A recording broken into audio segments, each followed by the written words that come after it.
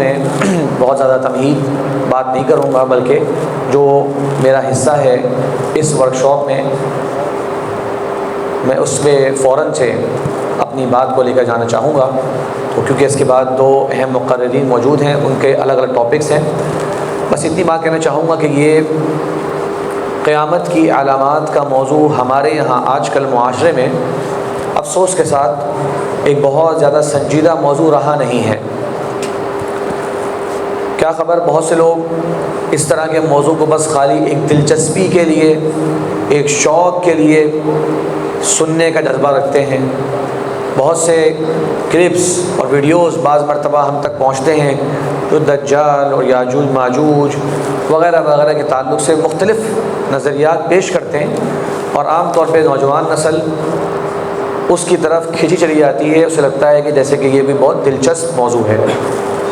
حقیقت یہ ہے میرے محترم بھائیوں بزرگوں کہ یہ موضوع فکر مندی کا موضوع ہے۔ قیامت کیا ہے؟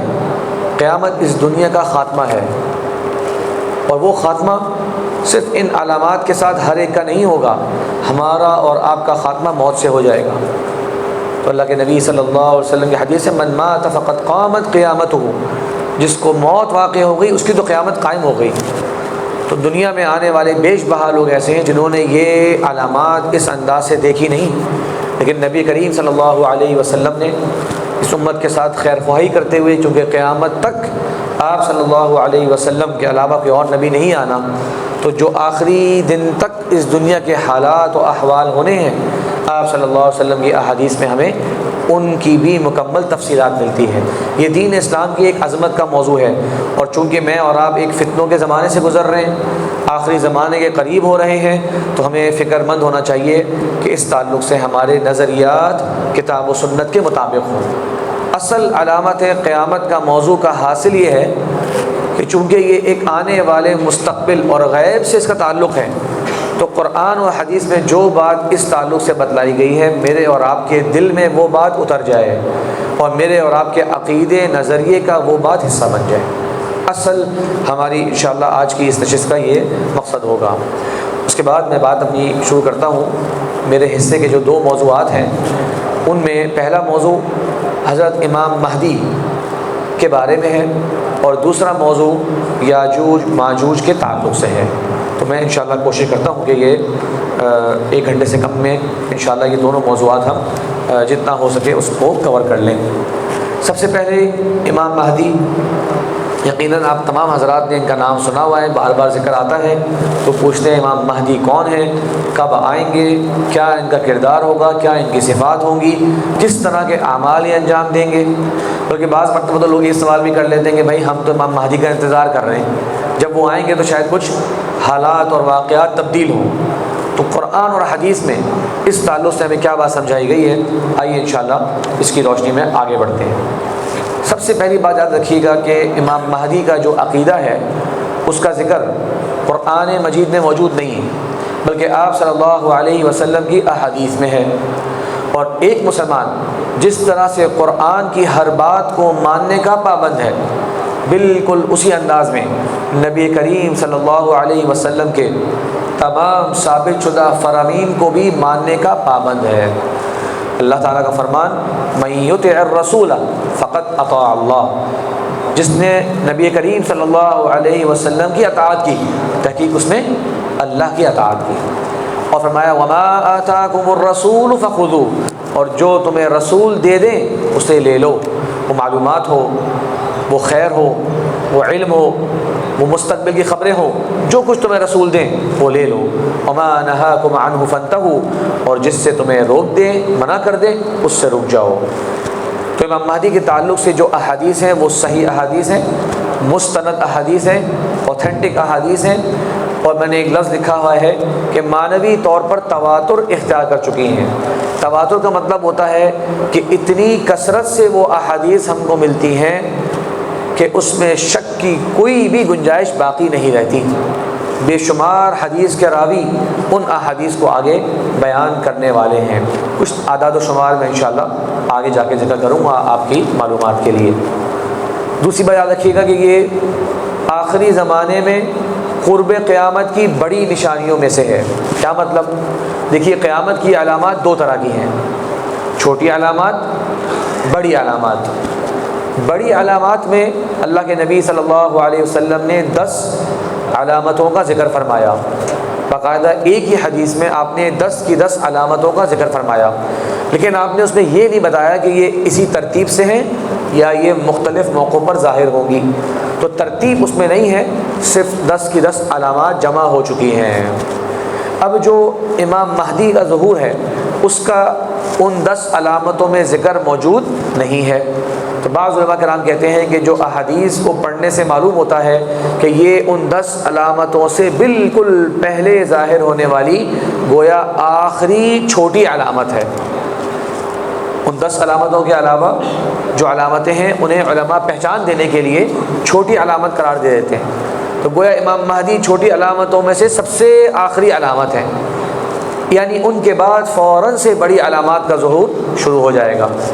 اور بعض علماء کی رائے یہ ہے کہ نہیں، امام مہدی کا ظہور بھی بڑی قیامت کی علامات میں سے ہے، یعنی کہ بالکل آخر میں جو رونما ہوں گی، اور وہ 10 جو علامتیں ہیں اس کے علاوہ بھی کچھ علامتیں بڑی علامتیں ہیں۔ بہرحال اس قسم کے کچھ مسائل میں اہل علم میں دو رائے پائی جاتی ہیں، کوئی پریشانی کی بات نہیں ہے، لیکن امام مہدی کا دنیا میں آنا یہ لازمی ہے، اس میں کوئی شک کی گنجائش نہیں ہے۔ یہ حدیث ہے، حضرت علی رضی اللہ عنہ روایت کرتے ہیں، ابو داؤد کی یہ روایت ہے، فرمایا پیارے نبی صلی اللہ علیہ وسلم نے اگر اس زمانے سے ایک دن بھی باقی رہ گیا، یعنی دنیا کے جو اللہ تعالیٰ نے دن مقرر کر دیے ہیں ان دنوں میں سے اگر ایک دن باقی رہ جائے کہ زندگی کا جناب دنیا کا یہ آخری دن ہے، تو سوچئے اللہ تعالیٰ میرے اہل بیت میں سے ایک آدمی کو اٹھائے گا جو زمین کو عدل سے بھر دے گا جیسے کہ وہ ظلم سے بھری ہوگی۔ یہ ایک دن باقی رہنے کی بات اس لیے کہی گئی ہے کہ شک میں نہ رہنا کہ اب تو دنیا ختم ہونے 3 دن رہ گئے ہیں اور ہمیں ان کے بارے میں کچھ پتہ نہ چلا۔ ان کا ظہور اتنا یقینی ہے کہ دنیا کا اگر آخری دن بھی ہوگا تب بھی وہ ظاہر ہوں گے۔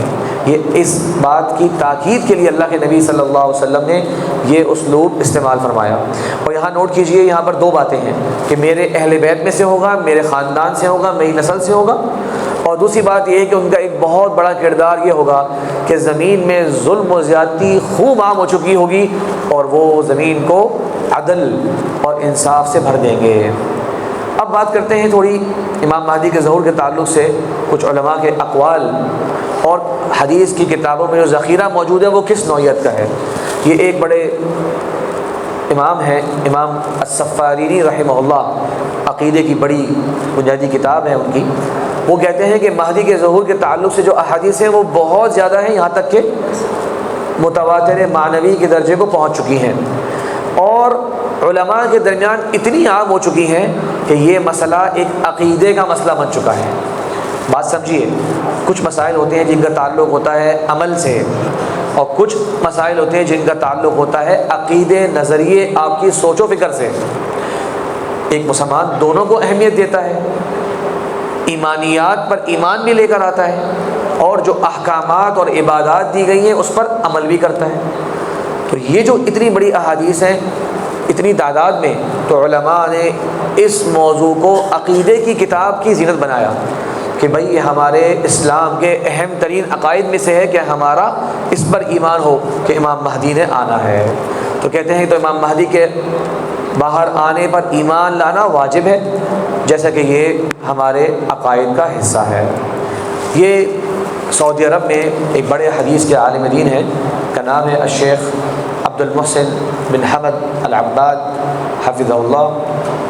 مسجد نبوی میں 50 سال کے قریب انہوں نے حدیث نبوی صلی اللہ علیہ وسلم پڑھائی ہے، اور ان کی ایک کتاب ہے عقیدۃ اہل السنۃ والجماعہ فی المہدی المنتظر۔ اہل السنہ کا عقیدہ مہدی منتظر کے بارے میں جن کا انتظار کیا جا رہا ہے، تو خاص کتاب ہی اس ٹاپک پر لکھی ہے، تو یہ کچھ معلومات وہاں سے ہے۔ دیکھیے کہتے ہیں کہ یہ احادیث 26 کے قریب صحابہ کرام نے آگے بیان کری۔ اب 26 صحابہ کرام ایک ٹاپک کو جب بیان کریں، لوگوں کو بتلائیں، تو کیا خیال ہے اس کی اہمیت کم ہوگی یا زیادہ اہمیت ہوگی؟ زیادہ اہمیت ہوگی، اور اس میں کوئی شک کی گنجائش باقی رہے گی؟ بالکل نہیں رہے گی۔ ہمارا تو ایمان ہے کہ اگر وہ ایک صحابی بھی بات کو آگے پہنچا دے اور ہم تک صحیح متصل سند کے ساتھ وہ بات پہنچ جائے تو وہ ہمارے لیے دین میں قابل اعتبار ہے۔ جبکہ یہ 26 کے قریب صحابہ کرام سے اس کے بارے میں احادیث ملتی ہیں۔ اس کے بعد حدیث کی کتابوں کی بہت بڑی تعداد ہے۔ خالی حدیث کی جو پرنٹڈ کتابیں ہیں نا، چھپی ہوئی کتابیں ہیں، ہمارے ہاں عام طور پہ ہمارے ذہن میں کیا ہوتا ہے؟ کتب ستہ، ایسا ہی جسے ہم کہتے ہیں صحاح ستہ، بخاری، مسلم، ابو داؤد، ترمذی، نسائی، ابن ماجہ۔ یقیناً یہ بہت ہی اہم کتابیں ہیں، بنیادی کتابیں ہیں، لیکن حدیث کی ثابت شدہ کتابیں اس سے بہت زیادہ ہیں۔ ان کی تعداد 100 سے متجاوز ہے، بلکہ اگر چھوٹی بڑی تمام کتابیں شامل کر دیں تو ان کی تعداد کم و بیش 800-900 حدیث کی کتابوں تک پہنچ جاتی ہے۔ یہ حدیث کی وہ کتابیں جو کمپائل ہو چکی ہیں، پرنٹ ہو چکی ہیں، اور بہت سی کتابیں وہ ہیں جو آج بھی علماء کے ہاتھ کے لکھے ہوئے قلمی نسخوں کے ذریعے لائبریریز کے اندر موجود ہیں، شاید پرنٹ بھی نہیں ہو سکی۔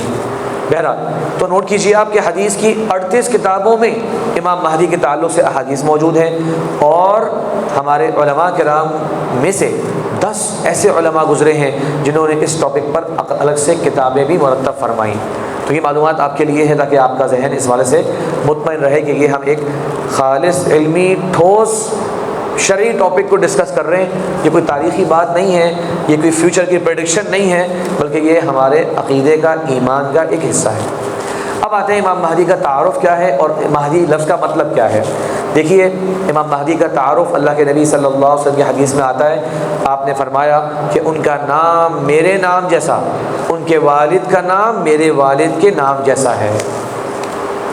یعنی کہ جو مہدی ہیں ان کا نام کیا ہوا؟ محمد بن عبداللہ۔ آپ صلی اللہ علیہ وسلم کا نام محمد ہے، آپ کے والد کا نام عبداللہ ہے۔ تو اس پہ تاکید ہو گئی کہ یہ آپ کا نام محمد ہے، آپ کے والد کا نام عبداللہ ہے، تو گویا جو آپ کا حقیقی نام ہے وہ بھی اسی نام سے ہوں گے۔ اچھا، مہدی کہتے ہیں عربی زبان میں وہ جسے ہدایت دے دی گئی۔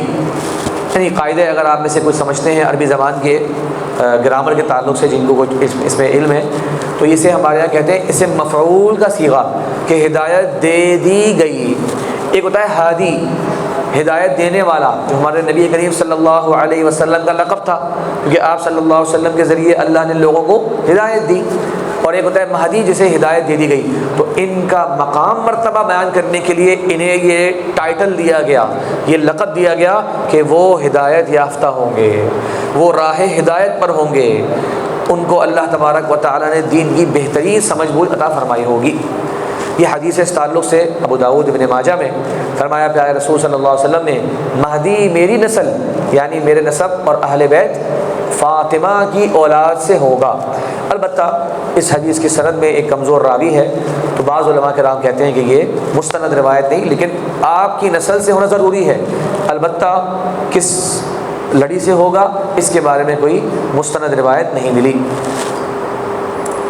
عبداللہ مسعود فرماتے ہیں اس وقت تک دنیا، بلکہ اللہ کے رسول کا فرمان نقل کرتے ہیں، اس وقت تک دنیا ختم نہیں ہوگی جب تک کہ میرے اہل بیت میں سے میرا ہم نام شخص عرب پر حکمرانی نہیں کرے گا۔ جب تک میرا ہم نام شخص میری اولاد میں سے عرب پر حکمرانی نہیں کرے گا، اس وقت تک دنیا ختم نہیں ہوگی۔ اور وہ جو روایت میں نے بیان کری وہ یہی ہے، اس کا نام میرے نام پر اور ان کے والد کا نام میرے والد کے نام پر ہوگا۔ اس کے بعد ایک سوال ذہن میں یہ آتا ہے کہ یہ کب ہوگا، اور امام مہدی کیا دنیا میں ابھی موجود ہیں، اور کس وقت وہ اس کام کا اعلان کریں گے، کب ان کی یہ جو عدل و انصاف و دیانتداری اور اللہ کے نبی صلی اللہ علیہ وسلم کے طرز حکومت پر حکومت کرنا ہے، اس کا زمانہ کب آئے گا۔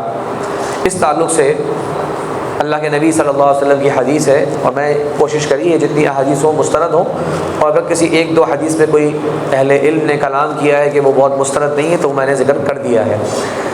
فرمایا علی رضی اللہ عنہ نے فرمایا اللہ کے رسول صلی اللہ علیہ وسلم نے، مہدی ہم اہل بیت میں سے ہوگا، اللہ تعالیٰ اسے ایک رات میں صالح بنا دے گا۔ یہ بہت سمجھنے کی بات ہے، ذرا غور کیجیے گا۔ کیا مطلب ہوا اس بات کا کہ امام مہدی جو ہیں وہ بچپن سے ہی امام قرار نہیں دیے جائیں گے، ایسا نہیں ہوگا کہ وہ پیدا ہو گئے ہیں، ابھی 5 سال کے ہیں، ابھی 6 سال کے ہیں، ہمارے لوگ ان سے ملنے کے لیے جا رہے ہیں، ان کا ماتھا چومنے کے لیے جا رہے ہیں، جناب ہم ویٹ کر رہے ہیں آپ کا. ایسا نہیں ہوگا، بلکہ ایک ہی رات میں اللہ تبارک و تعالی انہیں اس منصب امامت کے لیے تیار فرما دے گا. یعنی ایسا ماحول بن جائے گا کہ وہ اس کا اعلان بھی کریں گے اور لوگ اسی وقت ان کو پہچانیں گے.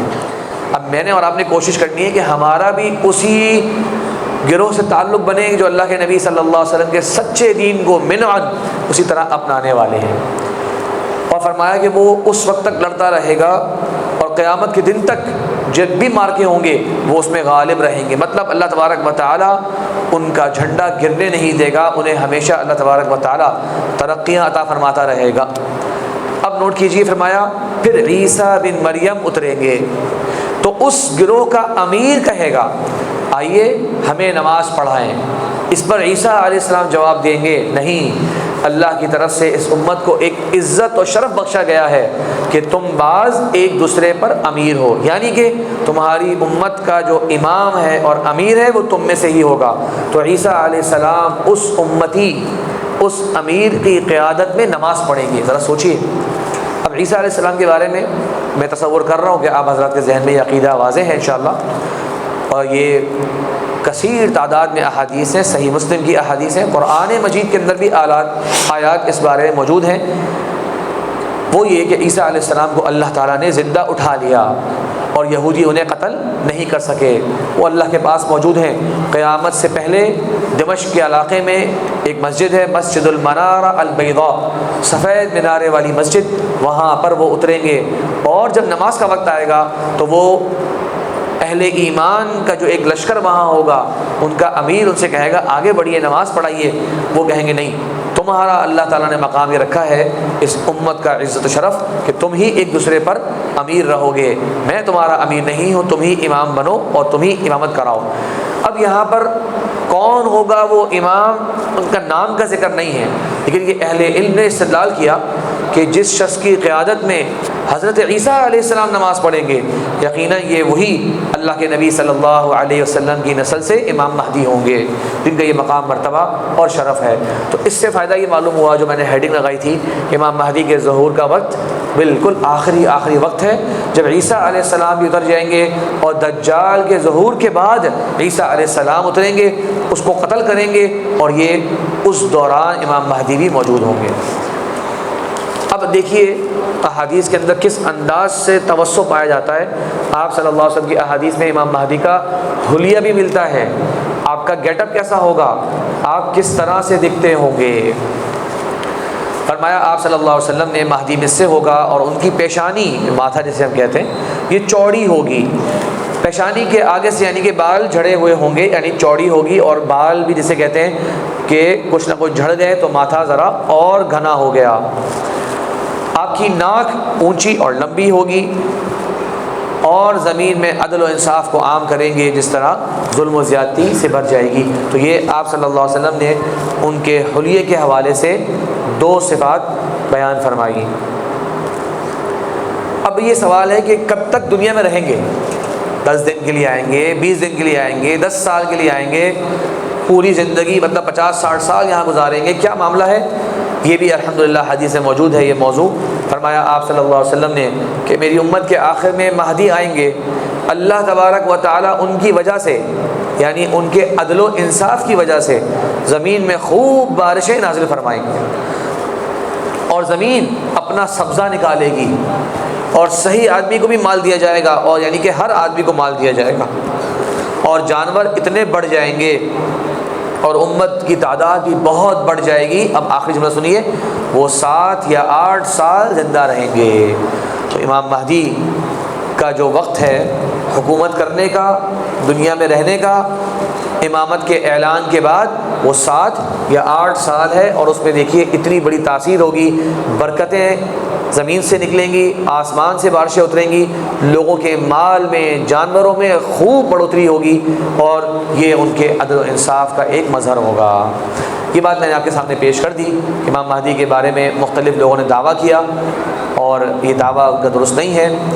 اور امام مہدی کے تعلق سے کچھ جھوٹی اور من گھڑت روایتیں بھی موجود ہیں اور ہمارا اس پر ایمان نہیں ہوتا، تو میں نے کوشش کری کہ صرف آپ کے سامنے مستند روایات کی روشنی میں جو باتیں ہیں وہ بیان کروں، ورنہ یہ علامات قیامت کے موضوع کے اندر لوگوں نے بہت غیر معتبر روایتوں کو بھی بنیاد بنا کر عجیب و غریب باتیں بھی بعض مرتبہ بیان کر دیتے ہیں، تو ہمیں چاہیے کہ ہم تحقیق کرنے کے بعد ہی ان روایتوں کو اپنائیں اور لوگوں کو بیان کریں۔ اب ایک اور بات، میرا خیال ہے آپ تمام نے وہ بات سنی ہوگی، ایک حدیث بیان کی جاتی ہے کہ جس میں آتا ہے کہ قیامت سے پہلے خراسان کے علاقے میں ایک لشکر نمودار ہوگا جن کے پاس کالے جھنڈے ہوں گے، اور وہ لشکر امام مہدی کے گروہ سے جا کر جا ملے گا۔ آپ حضرات میں سے اکثر نے یہ روایت سنی بھی ہے یا پہلی بار سن رہے ہیں؟ سنی بھی ہے۔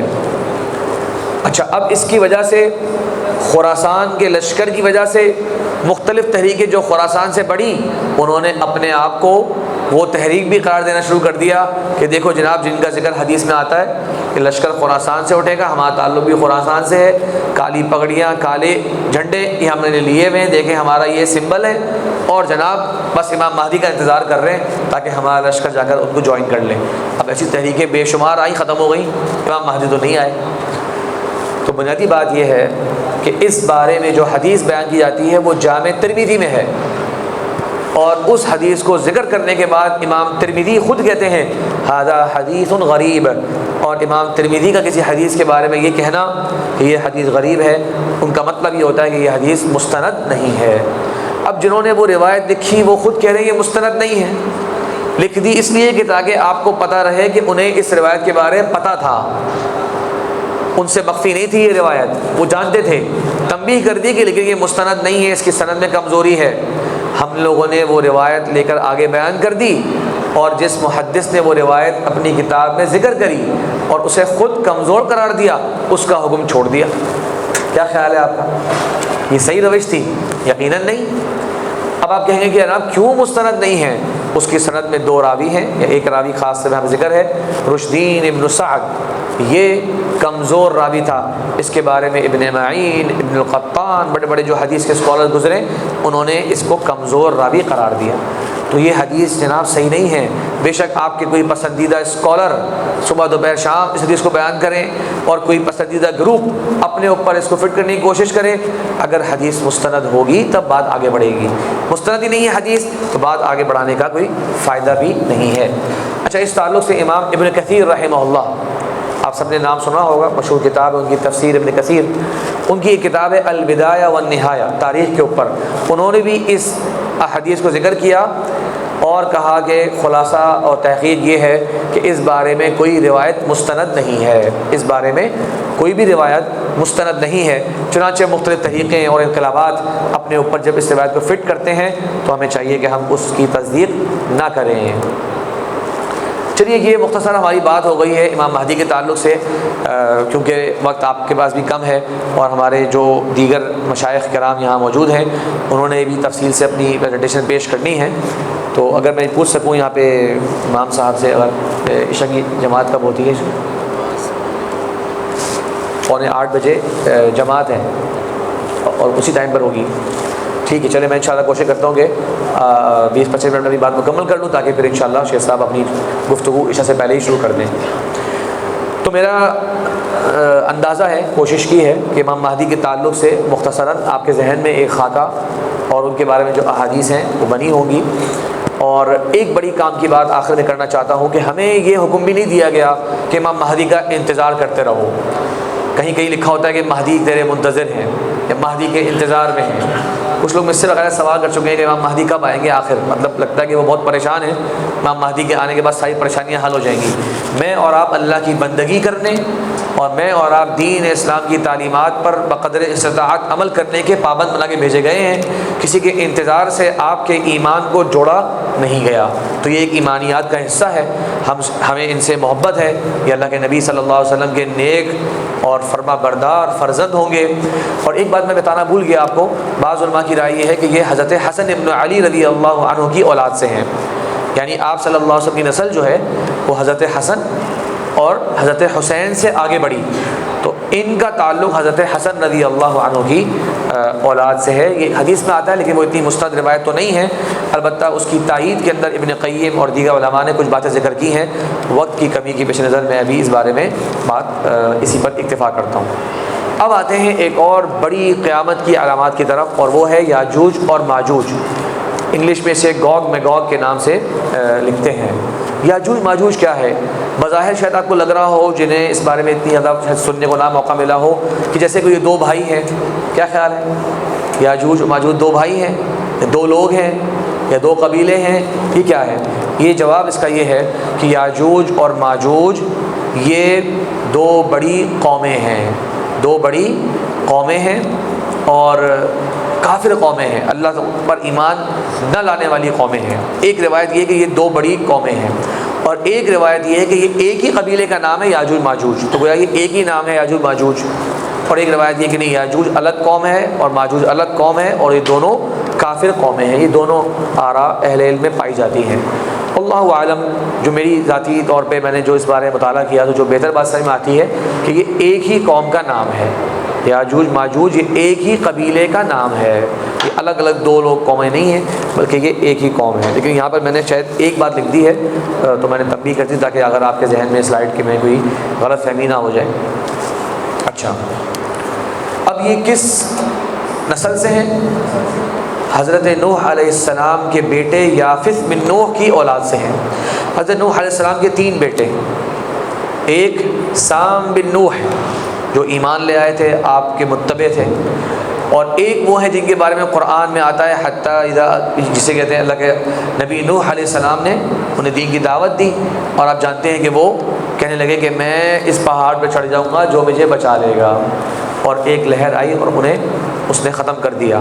اور ایک اور آپ کی اولاد میں یافث بن نوح ہیں، ان سے بھی آپ کی نسل آگے بڑھی ہے، یہ ان کی اولاد میں سے ہیں.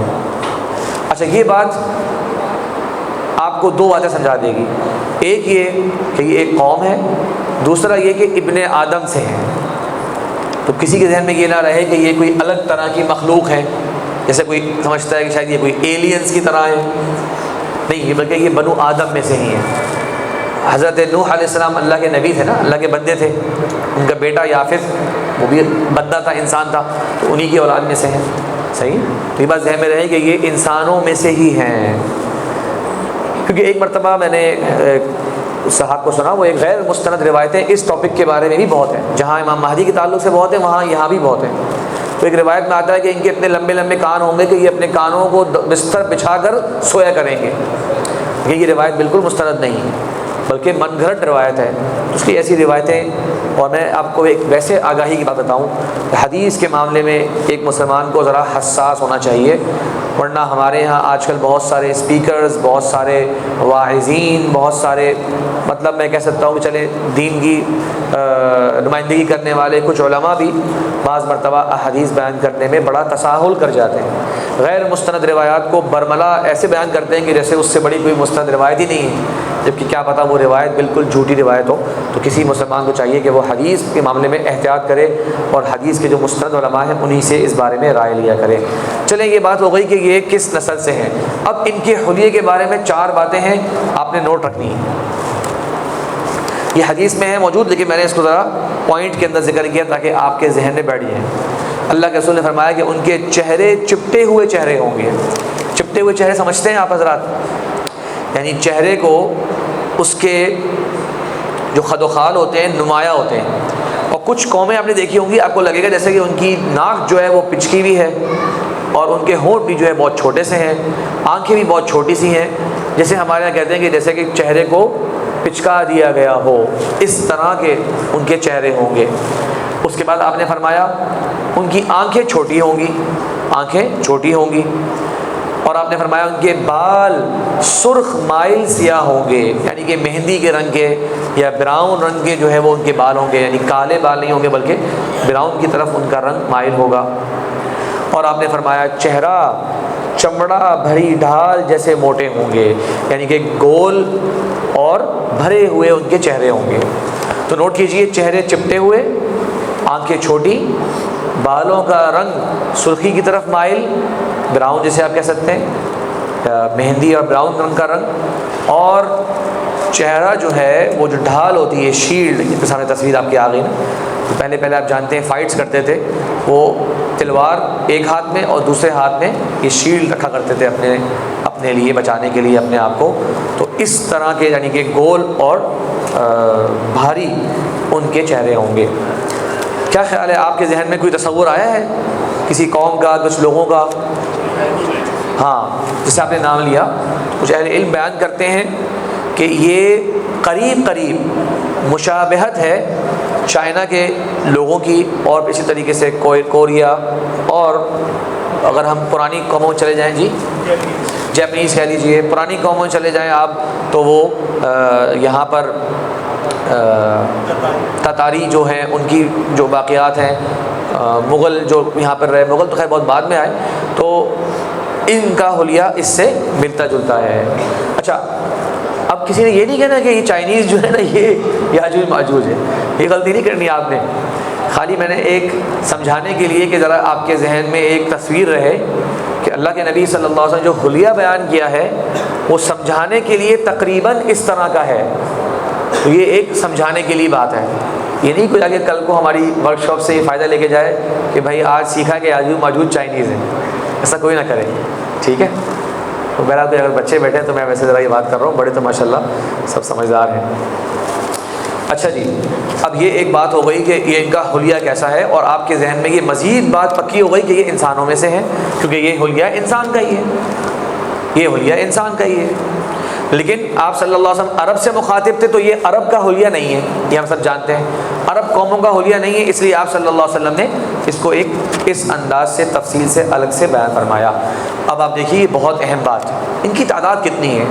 2000، 10,000، 20,000. سنیے، فرمایا آپ صلی اللہ علیہ وسلم نے ان کی اتنی بڑی تعداد ہے کہ یہ ایک جھیل سے گزریں گے. وہ جھیل کا نام ہے بحیرہ طبریہ. بحیرہ کہتے ہیں چھوٹا سا سمندر، طبریہ. ابھی میں آپ کو دکھاتا ہوں کہ یہ کہاں ہے.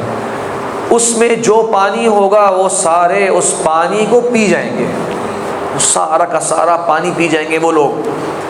پھر جب ان کے آخری کے لوگ گزریں گے دوبارہ، مطلب یہ گزر ان کا ہو رہا تھا، تو وہ دیکھیں گے اس کو، تو وہ ساری کی ساری سوکھ چکی ہوگی. کہیں گے شاید کبھی یہاں پانی بھی ہوا کرتا تھا، مطلب پانی کا ایک قطرہ بھی وہاں پر وہ لوگ نہیں چھوڑیں گے. اتنی بڑی تعداد میں وہ اتنے بڑے سمندر کا پانی پورا ختم کر جائیں گے. اس سے معلوم ہوا کہ دو چیزیں، ایک یہ کہ ان کے اندر کچھ شریر طبیعت ان کی ہے، ان کے مزاج کے اندر ایک بری صفات ہیں. دوسرا کہ وہ بڑی بھرپور تعداد کے اندر ہوں گے کہ پورا سمندر بھی چٹ کر جائیں گے اور انسان کو معلوم نہیں ہوگا. یہ تصویر ہے بحیرہ طبریہ کی آج کے زمانے میں. یہ جارڈن اور فلسطین، اللہ تعالیٰ ہمارے وہاں پہ بھائیوں کی رحم فرمائے، ان کی تکلیفیں دور فرمائے. یہ فلسطین اور جارڈن کے درمیان آج بھی اس طرح کی یہ بڑی سی جھیل موجود ہے جسے بحیرہ طبریہ کہا گیا. یہ جو علاقوں کے نام لکھے ہوئے ہیں یہ آپ ساتھی جانتے ہیں، گوگل میپس کے اوپر آپ اگر سرچ کریں گے اس کو تو یہ سامنے آپ کے آ جائے گی. اس کے آس پاس کے علاقے ہیں. یہ اردن کے شہر اس طرف پڑتا ہے اور فلسطین کے علاقے اس طرف پڑتے ہیں. اکثر یہ اس کا ایریا اردن میں ہی آتا ہے. اربد شہر ہے، اس کے ساتھ ہی یہ جھیل جو ہے وہ آج موجود ہے. تو سوچیے آپ، یہ پوری جھیل کو وہ لوگ ختم کر جائیں گے. اس کے بارے میں تھوڑی سی معلومات میں نے دی ہوئی ہے، اگر آپ دیکھیں اوپر لکھا ہوا ہے یہ 23 کلومیٹر لمبی ہے، یعنی بہت بڑا کوئی سمندر نہیں ہے، 23 کلومیٹر ہے. یعنی آپ یہاں سے اسلام آباد میں کہاں تک پہنچیں گے 23 کلومیٹر میں؟ بلو ایریا یا جی فیصل مسجد تک کتنا ہوگا؟ 28. یہاں سے فیض آباد تک تقریباً 23 کلومیٹر ہے، سب جانتے ہوں گے اگر آپ لوگ. اتنا مطلب اس کی لمبائی ہے، 13 کلومیٹر اس کی چوڑائی ہے، اور یہ 43 میٹر اس کی گہرائی ہے. اب ایک سوال ہے، چلیں آپ نے ان کے بارے میں بتا دیا، لیکن یہ ابھی ہے کہاں؟ اتنی بڑی قوم، اتنی تعداد میں. بلکہ میں آپ کو اس کے بارے میں ایک حدیث بیان کرنا رہ گیا مجھ سے. اللہ کے نبی صلی اللہ علیہ وسلم نے فرمایا کہ اللہ کے تبارک و تعالی قیامت کے دن حضرت آدم علیہ السلام سے کہیں گے ابعث بعث النار، جو لوگ آگ میں جانے والے ہیں ان کو پیش کیجئے تاکہ انہیں آگ کی طرف روانہ کیا جائے. ایمان والے گھبرا جائیں گے، صحابہ کرام گھبرائے۔ اللہ کے نبی آدم علیہ السلام اللہ سے سوال کریں گے، یا اللہ وہ کون ہے جو جہنم کی طرف ان کو لے کے جاؤں؟ تو اللہ تعالیٰ فرمائیں گے ہر 1000 میں سے 999، ہر 1000 میں سے 999۔ صحابہ کرام بہت گھبرائے، بہت پریشان ہوئے، کہا یا رسول اللہ اتنی بڑی تعداد جہنمیوں کی، ایک بچ رہا ہوگا 1000 میں سے؟ اللہ کے رسول صلی اللہ علیہ وسلم نے فرمایا کہ وہ جو بچنے والے ہوں گے وہ تم میں سے ہوں گے، اور یہ جو 999 جہنم کی طرف جن کو لے جایا جا رہا ہوگا یہ یاجوج ماجوج میں سے ہوں گے۔ یعنی بتانا چاہا آپ نے کہ جیسے آپ ایک بندہ بیٹھا ہوا ہے، آپ کے ساتھ 999 یہ یاجوج ماجوج کے لوگوں کی تعداد ہوگی۔ دنیا کی آبادی کتنی؟ 8 ارب، 7.5 ارب۔ تو آپ سمجھ لیجئے کہ یہ ایک ان کو قرار دے دیں، آپ 999 کے ساتھ ضرب دے دیں آپ اس آبادی کو، اتنی بڑی تعداد کے اندر یہ فاسد قبیلہ ہوگا، اتنی کی کثرت ہوگی۔ تو اللہ کے رسول کے صحابہ کرام جسے کہتے ہیں، انہوں نے ایک اطمینان کا سانس بھی لیا کہ یہ تو مطلب کافر لوگ ہوں گے، اتنی کثرت میں ہوں گے جن کو جہنم میں بھیجا جائے گا۔ بہرحال اب سوال یہ ہے کہ یاجوج ماجوج ابھی کہاں ہیں؟ یاد رکھیے گا قرآن مجید میں آپ حضرات سورہ کہف پڑھتے ہیں، جمعے کے دن ایک اہتمام ہوتا ہے ہمارے یہاں، الحمدللہ اچھی بات ہے۔ اس کے آخر میں سورہ کہف کے اختتام پر وَيَسْأَلُونَكَ عَنْ ذِي الْقَرْنَيْنِ قُلْ سَأَتْلُو عَلَيْكُمْ مِنْهُ ذِكْرًا، آپ سے سوال کریں گے ذوالقرنین کے بارے میں، آپ کہیے گا کہ میں عنقریب تمہیں ان کے بارے میں بتاؤں گا۔ یہ کون تھے؟ یہ ایک بادشاہ تھے، اللہ تبارک و تعالیٰ نے ان کو زمین میں ایک بہت بڑی بادشاہ عطا فرمائی تھی، اتنی بڑی کہ گویا زمین کی مشرق اور مغرب سب کے سب ان کے تابع تھی۔ کوئی ایک ملک نہیں، کوئی ایک خطہ نہیں، کوئی ایک کانٹیننٹ نہیں، مشرق و مغرب۔ اچھا کچھ حضرات سمجھتے ہیں کہ یہ جب ہم تاریخ پڑھتے ہیں تو تاتاریوں سے فائٹ، پہلے تاتاریوں سے نہیں، بہت پہلے کی فائٹس، تو الیگزینڈر دا گریٹ کے بارے میں پڑھتے ہیں، کچھ لوگ کہتے ہیں یہ ذوالقرنین ہے۔ یہ بات صحیح نہیں ہے، کیونکہ الیگزینڈر دا گریٹ تو کافر تھا، اور ذوالقرنین کے ایمان کا، نیکی کا، تقوی کا ذکر اللہ تعالیٰ قرآن نے فرما رہے ہیں، تو یہ نہیں کہنا چاہیے۔ اللہ عالم کون تھا، لیکن ایک نیک، عادل، دیانتدار بادشاہ۔ بعض علماء کی رائے ہے کہ وہ نبی تھا، لیکن تحقیق بات یہ ہے انشاءاللہ کہ وہ اللہ کا نیک بندہ اور ولی اور بادشاہ تھا، وہ نبی نہیں تھے۔ اچھا قرآن میں اللہ نے ذکر فرمایا کہ وہ ایک قوم کے پاس ان کا گزر ہوا، جب ان قوم کے پاس گئے تو ان کی بات ان کو سمجھ نہیں آ رہی، میں مختصر کر رہا ہوں ظاہر ہے وقت کو دیکھتے ہوئے، ان کی بات انہیں سمجھ میں نہیں آ رہی، تو انہوں نے اشاروں سے سمجھایا کہ ہمارے ساتھ ایک نیکی کر دیجیے، آپ کو اللہ نے بڑا علم دیا ہے، بڑی سمجھداری دی ہے، بڑی ٹیکنالوجی، طاقت دی ہے اس زمانے کے حساب سے۔ یہاں پر ایک قبیلہ ہے قریب میں، ان کا نام ہے یاجوج ماجوج، یہ لوگ آتے ہیں اور ہمارے یہاں قتل و غارت کرتے ہیں، دنگا فساد کرتے ہیں، ہماری زندگی ان لوگوں نے اجیرن کر رکھی ہے، تو کیا ہم آپ کو کچھ اجرت دے دیں، کچھ پیسے دے دیں کہ آپ ہمارے اور ان کے درمیان میں ایک دیوار ایسی بنا دیں کہ وہ پھر اس کو کراس کر کر آگے نہ آ سکیں۔ اب اللہ تعالیٰ نے ذوالقرنین رحمہ اللہ کو ایک بڑی سمجھداری، بڑی دیانتداری اور سمجھ عطا فرمائی تھی، اور طاقت بھی دی تھی۔ فَأَتْبَعَ سَبَبًا، قرآن میں ذکر ہے کہ اللہ تعالیٰ نے ہر شے کے وسائل ان کو عطا کر رکھے تھے، اور وہ ان وسائل کا بہترین استعمال بھی کرتے تھے۔ یہ بہرحال ایک الگ سا موضوع بن سکتا ہے، میں خالی اشارہ کر دیتا ہوں آپ کو۔ دین اسلام میں، قرآن مجید میں دنیا اور آخرت کی دونوں کی بھلائیوں کا علم پورا پورا موجود ہے۔ یہ ہماری کم سمجھی ہے، کیا سمجھتے ہیں قرآن مجید کو پڑھو کسی کو ثواب پہنچانے کے لیے، قرآن مجید کو پڑھو صرف نیکی کمانے کے لیے۔ ہمارے جو بڑے بڑے سائنسدان گزرے ہیں جنہوں نے ہر علم کے اندر ایجاد کی، میڈیکل سائنس مسلمانوں نے ایجاد کی، میتھمیٹکس مسلمانوں نے ایجاد کری، فزکس کے موجد مسلمان ہیں، میڈیکل ٹولز، انسٹرومنٹس جو ہوتی ہیں وہ مسلمانوں نے ایجاد کری، ہم سب پڑھتے ہیں، مشہور نام بھی جانتے ہیں۔ کس علم پر غور و فکر کر کے اس نتیجے پہ پہنچے؟ قرآن اور حدیث کا علم ہے۔ تو یہ ایک لمبا موضوع ہے کہ ہمیں دین کا تصور اپنے ذہن میں مکمل رکھنا چاہیے کہ یہ دین قرآن مجید صرف آخرت کے حوالے سے معلومات دینے کے لیے نہیں ہے کہ آپ کی قبر میں نیکیاں کتنی بڑھ جائیں، دنیا کو بھی اپنے تابع کس طرح کرنا ہے۔ اللہ نے قرآن میں فرمایا وَسَخَّرَ لَكُمْ مَا فِي السَّمَاوَاتِ وَمَا فِي الْأَرْضِ جَمِيعًا مِّنْهُ، اللہ نے آسمانوں زمینوں میں جو کچھ ہے تمہارے لیے مسخر کر دیا ہے، تمہارے تابع کر دیا ہے۔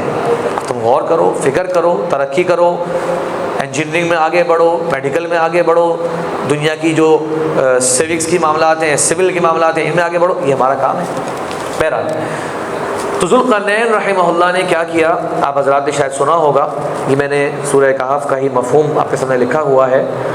انہوں نے کہا جو میرے رب نے مجھے عطا کیا ہے میرے لیے کافی ہے، مطلب تمہارے اجرت کی ضرورت نہیں ہے، البتہ ایک کام کرو۔ اب نوٹ کیجیے انہوں نے کیا کیا، 2 پہاڑ، اس کے درمیان لوہے کی بہت ساری پلیٹیں وہ نہیں جس میں ہم کھانا کھاتے ہیں، پلیٹوں سے مراد کہ اس کے بڑے بڑے ٹکڑے وہ رکھنا شروع کر دیے، ایک کے اوپر ایک، لوہے کے، ایک طرح سے کہہ لیں کہ اب لوہے کی دیوار انہوں نے بنا دی 2 پہاڑوں کے درمیان۔ اس کے بعد جب وہ دیوار پوری بنا دی تو اس کے اندر پگھلا ہوا تانبا، کاپر جسے ہم کہتے ہیں، وہ جو ہے وہ انڈیلا، سمجھ رہے ہیں، لوہا اور اس کے بعد اس کے ساتھ تانبا جو ہے وہ انڈیل دیا، اور پھر کہا نیچے سے آگ جلاؤ۔ تو اب گرم کیا چیز ہو رہی ہے، لوہا گرم ہو رہا ہے تانبے کے ساتھ، اور جب مستقل کئی ٹائم تک وہ آگ جلتی رہی تو گویا کہ وہ تانبا اور لوہا آپس میں ایک سخت مضبوط قسم کی دیوار بن گئے۔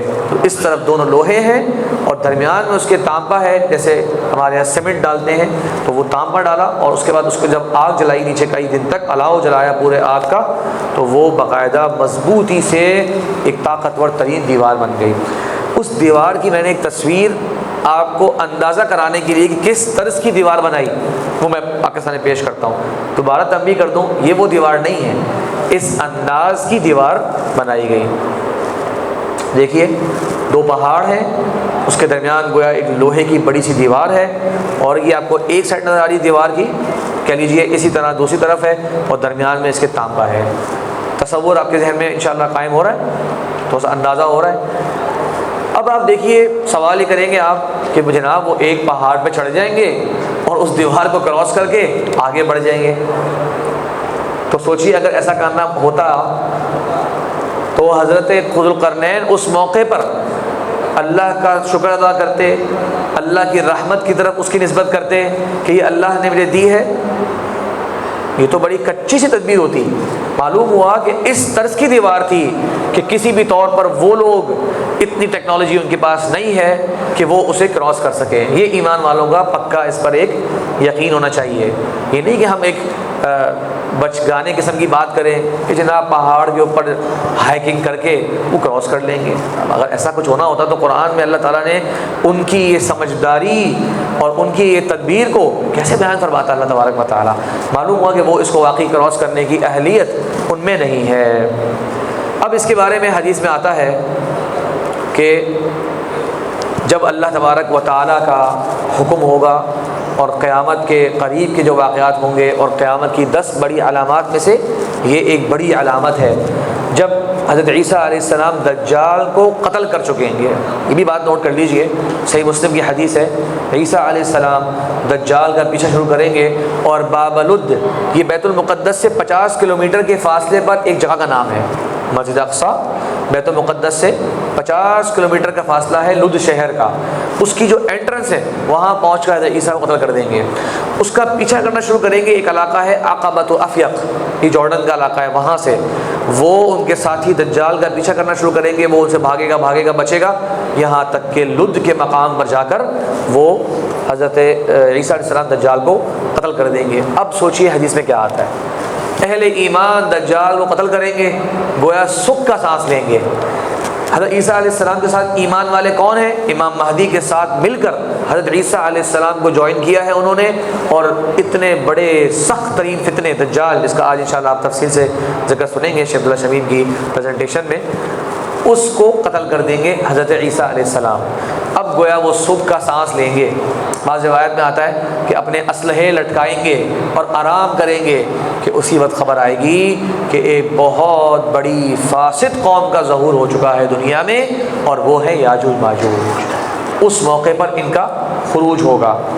تو گویا حضرت عیسیٰ علیہ السلام جو ہیں وہ آرام کرنے کا سوچ تو رہے ہوں گے، لیکن آرام ختم ہو جائے گا کہ ایک اور بہت بڑی فاسد قوم کا ظہور ہو چکا ہے۔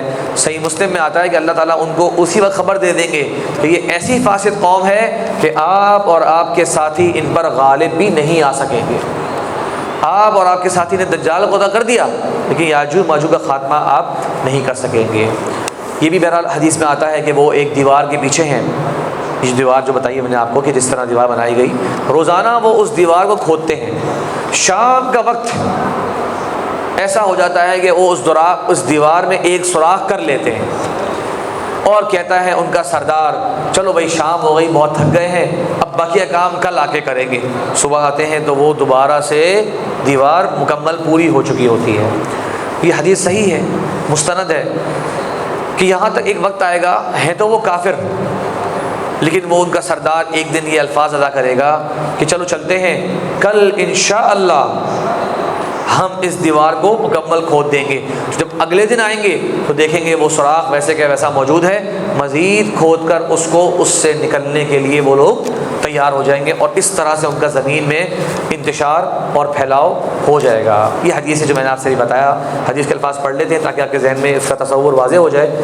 فرمایا آپ صلی اللہ علیہ وسلم نے کہ یاجوج ماجوج اسے روزانہ کھودتے ہیں، حتیٰ کہ جب وہ اس سوراخ سے سورج کی شعاعیں دیکھتے ہیں، یعنی روشنی نظر آنا شروع ہوتی ہے، گویا وہ ایک آئسولیٹڈ ایریا کے اندر موجود ہیں جہاں سورج کی شعاعیں بھی ان تک نہیں پہنچ رہی۔ جب وہ اس کو دیکھنا شروع کرتے ہیں، ان کا سردار کہتا ہے واپس چلو، باقی کل کھودیں گے، تو اللہ تعالیٰ اسے پہلے سے بھی سخت کر دیتا ہے، حتیٰ کہ جب وہ مدت پوری ہو جائے گی۔ قرآن میں آیت ہے فَإِذَا جَاءَ أَجَلُهُمْ، جس وقت یا حتیٰ اذا فتحت یاجوج و ماجوج، یہ وقت آئے گا جب ان کے باہر ظاہر ہونے کا وہ وقت، تو وہ اللہ تعالیٰ ان کو لوگوں پر بھیج دے گا۔ کس طرح بھیجے گا؟ وہ سوراخ کریں گے، جب سوراخ سے سورج کی شعاعیں دیکھیں گے تو ان کا سردار کہے گا واپس چلو، کل انشاءاللہ کھودو گے۔ جب واپس آئیں گے تو وہ اسی حالت میں ہوگی جہاں وہ چھوڑ کے گئے تھے، تو پھر اس طرح سے وہ اس سے نکلنا شروع ہو جائیں گے۔ والعیاذ باللہ، ان کا فتنہ بہت سخت فتنہ ہوگا، اور یاد رکھیے یہ عالمگیر فتنہ ہوگا، پوری دنیا کو اپنے لپیٹ میں لے لے گا، پوری دنیا کی زندگی یہ لوگ اجیرن کر دیں گے، مال و متاع کھا جائیں گے، زمین کی ساری زرخیزی ختم کر دیں گے، زمین کے سارے کھیتی پانی کوئی چیز بھی جو ہے وہ ان سے محفوظ نہیں رہے گی، ہر جگہ دنگا فساد کریں گے۔ قرآن میں 2 مقامات پر ان کا ذکر ہے، ایک سورہ کہف جیسے بتایا میں نے آپ کو، جہاں پورا واقعہ ذوالقرنین کا میں نے اس کا خلاصہ بیان کیا آپ کو، اور دوسرا ایک آیت ہے سورہ انبیاء میں حتیٰ اذا فتحت یاجوج و ماجوج، یہاں تک کہ قیامت سے پہلے یاجوج ماجوج کو کھول دیا جائے گا۔ وَهُم مِّن كُلِّ حَدَبٍ يَنْسِلُونَ، ہر بلندی سے تیزی سے اتر رہے ہوں گے۔ آپ نے وہ دیکھی ہے جیسے بچوں کی سلائیڈ ہوتی ہے، سلائیڈ، تو بچے جس طرح اوپر سے پھسل کے نیچے آتے ہیں، تو یہ مطلب ہے کہ وہ پہاڑوں کی چوٹیوں سے ایسے پھسل رہے ہوں گے جیسے کہ وہ باقاعدہ نیچے آ رہے ہیں اونچی مقامات سے، اس طرح سے تیزی کے ساتھ اتر رہے ہوں گے۔ یہ مطلب ہے من کل حدب ینسلون، ہر بلندی سے تیزی کے ساتھ اترتے ہوئے نظر آئیں گے۔ یہ قرآن کی آیت ہے، اور ان کی کتنی بربادی کریں گے یہ حدیث سنیے۔ فرمایا آپ صلی اللہ علیہ وسلم نے ایک دن اپنی زوجہ ام حبیبہ کے پاس آئے، حضرت زینب بنت جہش کے پاس آئے۔ ام حبیبہ نے یہ روایت زینب بنت جہش سے سنی، دونوں ام المؤمنین ہیں، ہماری مائیں ہیں۔ کہتی ہیں کہ اللہ کے نبی صلی اللہ علیہ وسلم ایک دن تشریف لائے اور آپ گھبرائے ہوئے تھے۔ آپ نے فرمایا لا الہ الا اللہ، نہیں ہے بمعبود برحق مگر سوائے اللہ تبارک و تعالیٰ کے، ویل للعرب من شر قد اقترب، عرب کے لیے بربادی ہوگی، وہ وقت آنے والا ہے جو کہ بے شر قریب آ جائے گا۔ اچھا، ہمارے ہاں یہ جملہ بھی کافی حضرات اس کو بیان کرتے ہیں ایک خاص پیرائے میں، کہ اللہ کے رسول نے فرمایا کہ عرب تو برباد ہو جائیں گے، اور اگر وہاں پر کچھ دینداری کے مناظر میں کمی نظر آتی ہے تو ہم کہتے ہیں دیکھو حدیث میں آیا تھا نا عرب برباد ہوں گے، یہ ان کی بربادی ہے۔ اور کہیں نہ کہیں پتہ نہیں کیوں یہ بیان کرتے ہوئے ہمیں لگ رہا ہوتا ہے کہ ہمارے بارے میں فرمایا تھا کہ جیسے کہ ہم تو کامیاب ہو جائیں گے، بہت سے بیان کرنے والوں کو دیکھیں تو ان کے بھی بظاہر کوئی بہت زیادہ اونچے اعمال اور ٹھوس کردار نظر نہیں آتا، بس عربوں کے بارے میں جناب یہ کہا گیا ہے۔ تو کس نے کہا کہ یہ کہا گیا ہے کہ عربوں کا یہ حال ہوگا اور آپ ماشاءاللہ دین کے اندر بہت ترقیاں کر رہے ہوں گے؟ دینداری، توحید پرستی اور عبادات کا اہتمام بہت سے عرب ممالک میں ہم سے بہت بہتر ہے۔ تو خالی اس بات کو لے لینے کا مطلب یہ نہیں سمجھنا چاہیے کہ جیسے کہ اللہ تبارک، اس سے اللہ کے رسول صلی اللہ علیہ وسلم نے عربوں کو برا کہہ دیا اور ہماری تعریف کر دی، ایسا نہیں ہے۔ فتنے ہیں، آزمائشیں ہیں، ہر قوم میں اچھے برے لوگ موجود ہیں۔ اہل علم شارحین حدیث، اور میں آپ کو اگر کوئی تحقیق کرنا چاہتا ہے تو امام نووی رحمہ اللہ نے باقاعدہ اس حدیث کی شرح میں، صحیح مسلم کی شرح میں لکھا ہے کہ آپ صلی اللہ علیہ وسلم کا عرب کو مخاطب کرنا اس لیے تھا کہ آپ کے سامنے عرب لوگ بیٹھا کرتے تھے تاکہ ان کی توجہ رہے اس معاملات کی طرف، تو آپ ان سے مخاطب کر کے باتیں کرتے تھے۔ یہ نہیں کہ گویا آپ کوئی عجموں کو سرٹیفکیٹ دے رہے ہیں کوئی ایمان کا اور تقوی کا اور دینداری کا، اور جو آپ کے ساتھی ہیں نعوذ باللہ ان کے بارے میں کوئی مذمت والی بات کرنا چاہتے ہیں۔ بہرحال یہ ایک ویسے تنبیہ تھی۔ تو فرمایا آپ صلی اللہ علیہ وسلم نے آج یاجوج ماجوج نے دیوار میں اتنا سوراخ کر دیا ہے۔ پھر آپ صلی اللہ علیہ وسلم نے اپنے انگوٹھے اور اس کی قریب والی انگلی، انگوٹھا یہ ہے، اس کی قریب والی انگلی یہ ہے، تو اللہ کے رسول نے بتایا کہ آج اس دیوار میں اتنا سوراخ ہو چکا ہے، گویا کہ ان کے ظہور کا وقت قریب آنے والا ہے۔ تو آپ صلی اللہ علیہ وسلم پریشانی میں اور فکر مندی کے اندر یہ بات اپنے گھر والوں سے کہہ رہے ہیں۔ ہماری ماں زینب بنت جحش سوال کیا، یا رسول اللہ کیا ہم ہلاک کر دیے جائیں گے جبکہ ہمارے اندر نیک لوگ بھی موجود ہوں گے؟ نیک لوگوں کی موجودگی میں بھی کیا ہماری ہلاکت ہوگی؟ کہا ہاں، جب فسق و فجور بہت بڑھ جائے گا تو پھر یقیناً بربادی بھی ہوگی۔ اب آخری بات یہ ہے اس تعلق سے کہ یاجوج ماجوج کا خاتمہ کیسے ہوگا، ختم کیسے ہوں گے؟ میں نے بتایا آپ کو جو حدیث ہے صحیح مسلم میں، لمبی حدیث ہے، حضرت نواس بن سمعان رضی اللہ عنہ روایت کرتے ہیں۔ آپ موقع لگے اگر تو یہ حدیث صحیح مسلم سے پڑھیے، انشاءاللہ یہ تصور پورا آپ کے ذہن میں ایک جگہ بیٹھ جائے گا۔ اس میں اللہ تعالیٰ نے حضرت عیسیٰ سے کہہ دیا کہ آپ اور آپ کے ساتھیوں کا ان پر غلبہ نہیں ہو پائے گا، یہ آپ کی بس کی بات نہیں ہے۔ تو کیا ہوگا؟ حضرت عیسیٰ علیہ السلام اپنے ساتھیوں کو لے کر جبل طور، یہ مصر اور جارڈن کے علاقے کے پاس وہی پہاڑ ہے جہاں پر حضرت موسیٰ علیہ السلام نے اللہ تعالیٰ سے ملاقات کری، قرآن میں پڑھتے ہیں نا یہ بات، وطور سینین، اس علاقے میں ہوں گے اور پناہ لیے ہوئے ہوں گے کیونکہ بہت زیادہ قتل و غارت کر رہے ہوں گے یاجوج ماجوج، اور آپ اپنے ساتھیوں کے ساتھ دعائیں کر رہے ہوں گے، یا اللہ ہمیں ان پر غلبہ عطا فرما دے، ان کا خاتمہ فرما دے۔ تو اسی موقع پر اللہ تبارک و تعالیٰ ان کے ختم کرنے کا فیصلہ فرمائیں گے۔ اچھا، ان کی شراست اور ان کی جسے ہمارے کہتے ہیں آسان لفظوں میں بدماشی دیکھیے کہ یہ کہیں گے زمین والوں کو تو ہم نے ختم کر لیا، اب زمین کے لوگ کہہ رہے ہیں کہ آسمان پر بلندیوں پر ان کا معبود موجود ہے، چلو چل کے اسے بھی ختم کر دیتے ہیں۔ تو یہ ایک تیر جو ہے وہ روانہ کریں گے آسمان کی طرف، اللہ تعالیٰ ان کے لیے آزمائش کے طور پر اس تیروں کو جب لوٹائے گا تو اس میں خون لگے ہوئے ہوں گے۔ تو یہ کہیں گے چلو بھائی زمین والوں کو ہم نے قتل کر دیا تھا، اب آسمان والے جو ہیں جن کے بارے میں کہتے ہیں کہ ان کا رب آسمانوں پر بلندیوں پر ہے، انہیں بھی ہم نے ختم کر دیا، اور اب ہمارا کام پورا ہو گیا۔ اور جب یہ خوش فہمی میں اس موقع پر مبتلا ہوں گے تو یہ اللہ تبارک و تعالیٰ کی طرف سے ان کے خاتمے کا وقت آئے گا۔ جیسے میں نے کہا کہ عیسیٰ علیہ السلام جو ہے اپنے ساتھیوں کو لے کر کوہ طور پر چلے جائیں گے اور ہر وقت دعائیں کرتے رہیں گے، اور ان کی دعا کی تاثیر سے اللہ تبارک و تعالیٰ انہیں ہلاک کر دیں گے۔ بات واضح ہے انشاءاللہ، مقابلے سے ہلاک نہیں ہو پائیں گے۔ تو وہ اپنی کمزوری دیکھتے ہوئے ایمان والے وہ کوہ طور کے پاس پناہ لے لیں گے، یہاں تک کہ عیسیٰ علیہ السلام کی دعائیں اللہ تعالیٰ ان کو قبول فرمائے گا۔ اس کے بعد کچھ دن تک حضرت عیسیٰ علیہ السلام اور ساتھیوں کو کچھ آوازیں ہی نہیں آئیں گی۔ بھئی کہاں گیا شور و شغل، کہاں گیا ان کا دنگا فساد، قتل و غارت کی آوازیں؟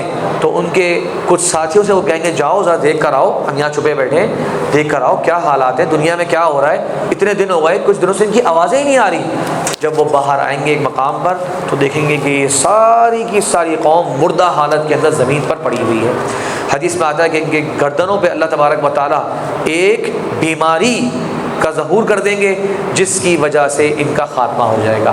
اس بیماری کے اثرات سے اس تھوڑے سے ان کی گردنوں پہ جو ہوں گے وہ ان کا خاتمہ ہو جائے گا، اور اللہ تبارک و تعالیٰ ان کے عذاب سے ایمان والوں کو پھر نجات دے گا۔ تو یہ گردنوں پہ کیڑوں کا عذاب ان کی ہلاکت کا باعث بنے گا۔ اور حدیث کے الفاظ بڑے عجیب ہیں، فرمایا کہ ان کی لاشوں کی بو سے پوری کی پوری زمین جو ہے وہ متاثر ہو جائے گی، لوگوں کے لیے جینا ممکن نہیں ہوگا۔ عیسیٰ علیہ السلام پھر سے دعا کریں گے کہ اے اللہ اس زمین کو پاک کر دے ان کے فساد سے، ان کی فتنے سے، اور ان کی جو بری تاثیر ابھی ان کی جسموں کی نظر آ رہی ہے، کہ اللہ زمین کو اس سے پاک کر دے۔ تو اللہ تبارک و تعالیٰ بارش برسائیں گے اور کئی دنوں تک بارش ہوتی رہے گی، اور اس سے پہلے اللہ تبارک و تعالیٰ ایک بڑے بڑے سفید پرندے زمینیں بھیجیں گے جو ان کے جسموں کو اٹھا کر کہیں دور جا کر پھینک دیں گے۔ یہ احادیث میں آتا ہے۔ بہرحال یہ باتیں غیبیات سے ان کا تعلق ہے، تو ہمیں اہل ایمان کو ان سب پر منعن ایمان لے کر آنا چاہیے۔